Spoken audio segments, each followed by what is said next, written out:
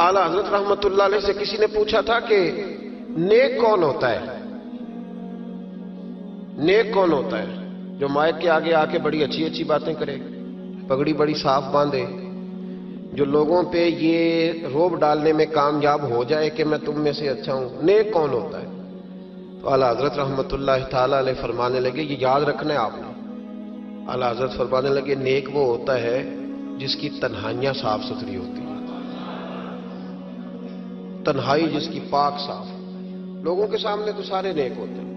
मैं यहां आया हूं तो मैंने कपड़े बदले हैं, वुजू किया है, दस्तार बांधी है, खुशबू लगाई है, लेकिन मजा तो तब है ना कि जब मैं सुबह उठूं फजर की नमाज के लिए।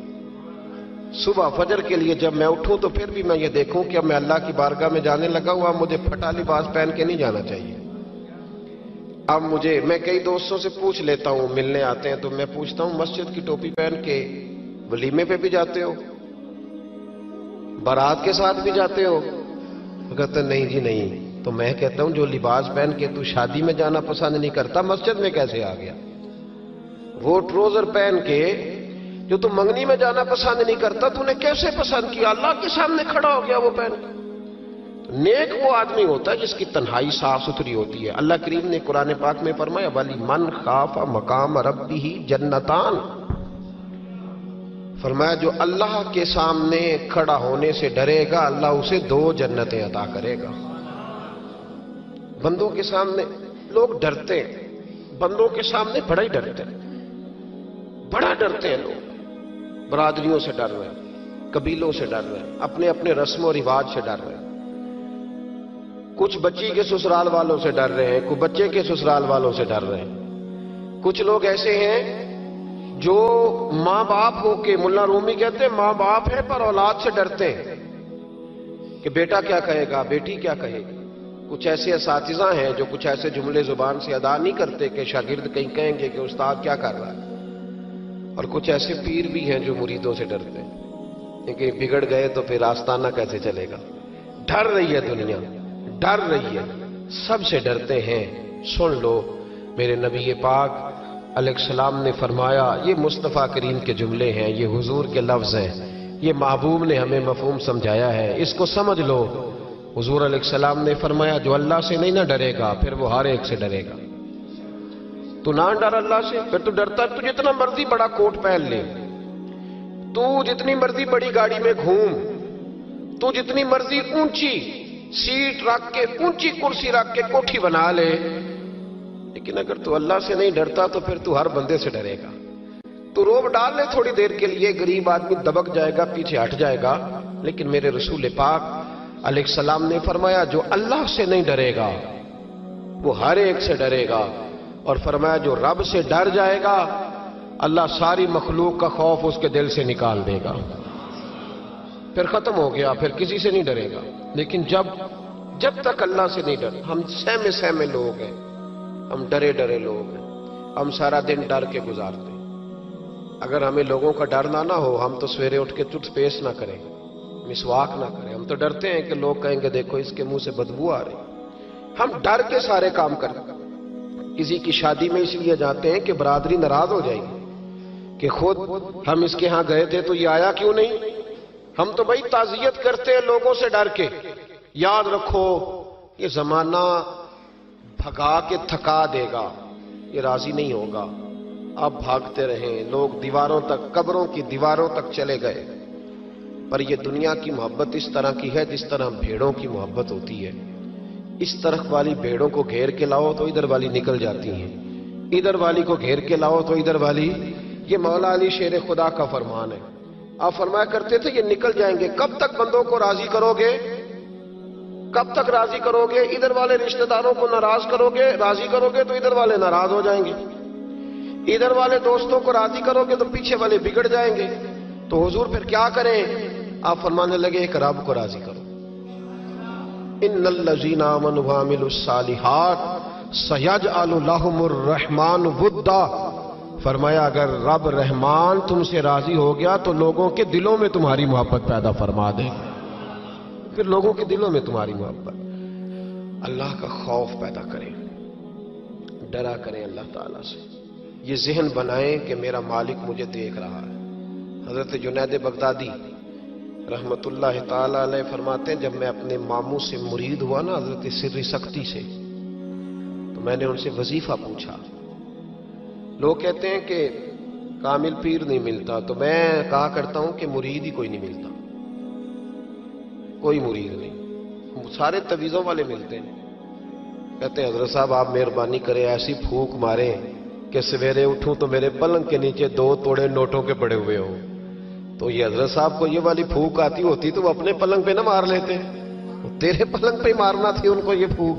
کہتے کوئی ایسا کام چلے کہ وہ پیسہ ہی پیسہ ہو جائے۔ تو میں نے کہا یہ جو تجھ سے 1000 روپیہ لے رہا ہے 2000 لے رہا ہے، اگر یہ پھونک ہوتی تو یہ پہلے اپنی پٹاری پہ مارتا۔ بھائی طریقت اور تصوف کس چیز کا نام رکھا ہے؟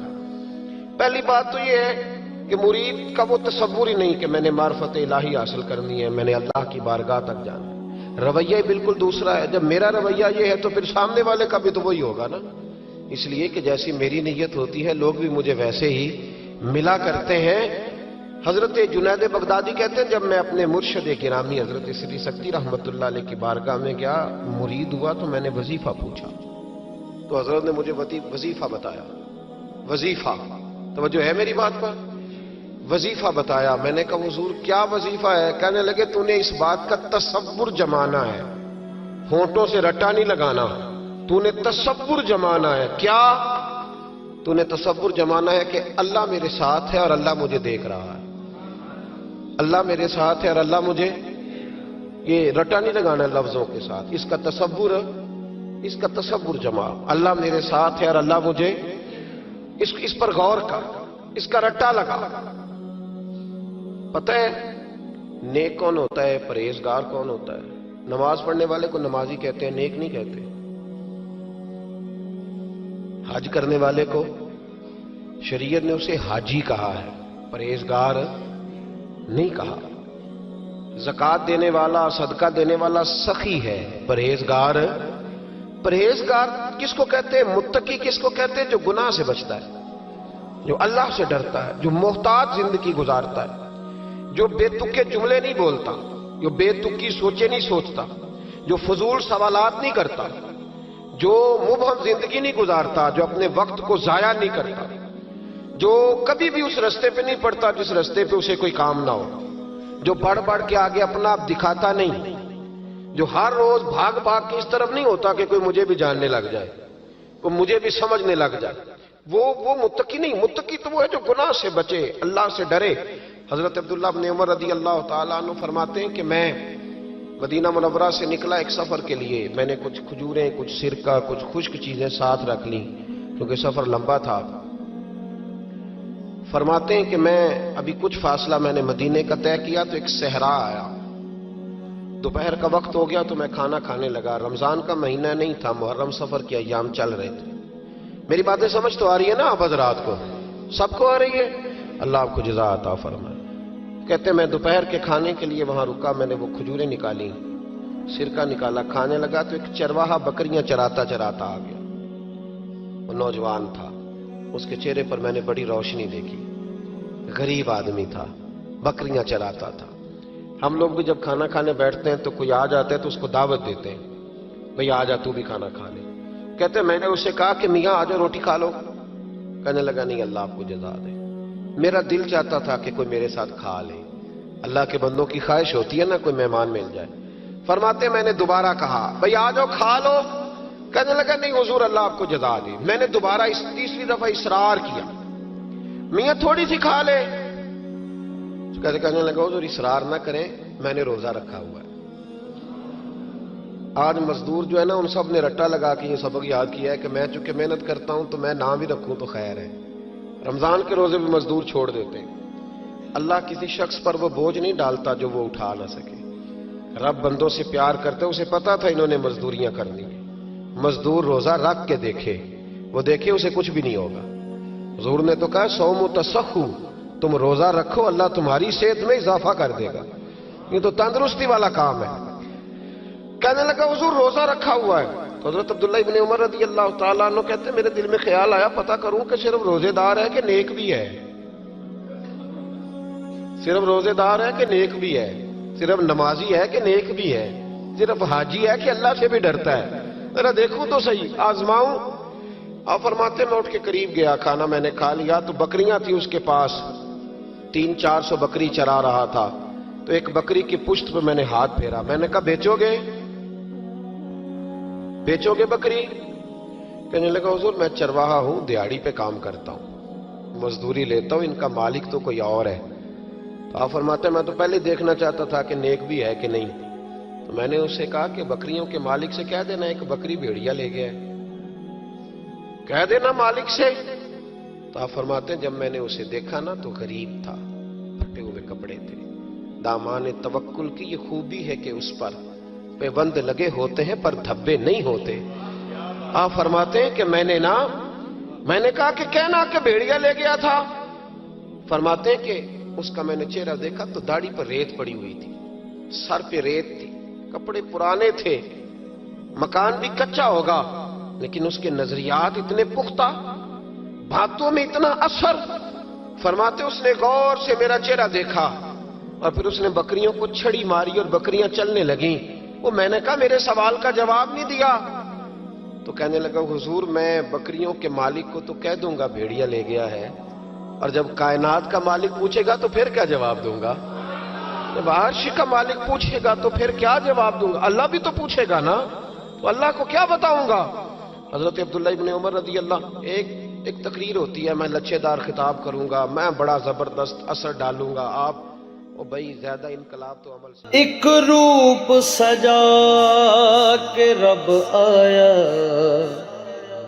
ایک روپ سجا کے رب آیا، سب سر سجدے وچ جھک گئے نے۔ ایک روپ سجا کے رب آیا، سب سر سجدے وچ جھک گئے نے۔